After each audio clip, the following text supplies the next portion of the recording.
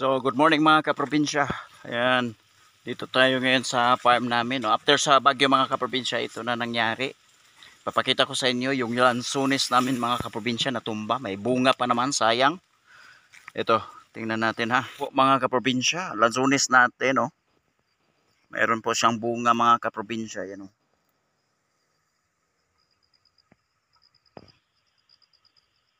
Siguro walang chance na ito mga kaprobinsya na mabuhay. Ayan o.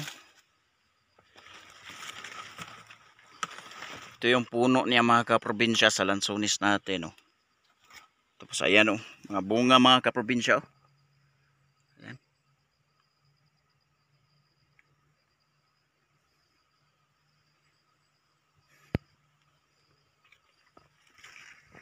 Mga kaprobinsya, lansunis natin.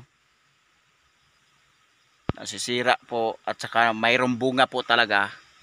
Maliit pa, sana December to. Kasi halos-halos mga lansunis ngayon na munga, pero na-harvest na nila kasi hinog na. Pero ngayon dito sana ito ay para sana December to. Pakita natin kung gaano nakalaki yung mga lansunis mga kaprobinsya. Pero hindi ko alam kung mabubuhay pa ba yung lansunis. Ito mga kaprobinsya. Ayan, kawawa naman mga kaprobinsya.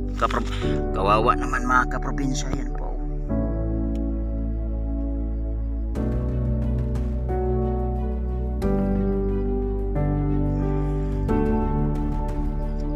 Ang dami sana mga kaprobinsya. Yan o.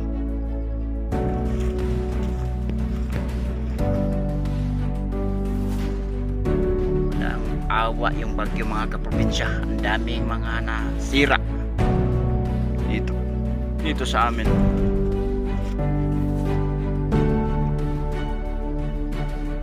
Pati strawberry ko dito mga kaprobinsya natabunan ko. Yan, natabunan ng isang linya po yan. Tabunan po ng ng lansunis. Sayang po, 'di ba? So wala tayong magawa kasi wala naman tayong wala tayong choice.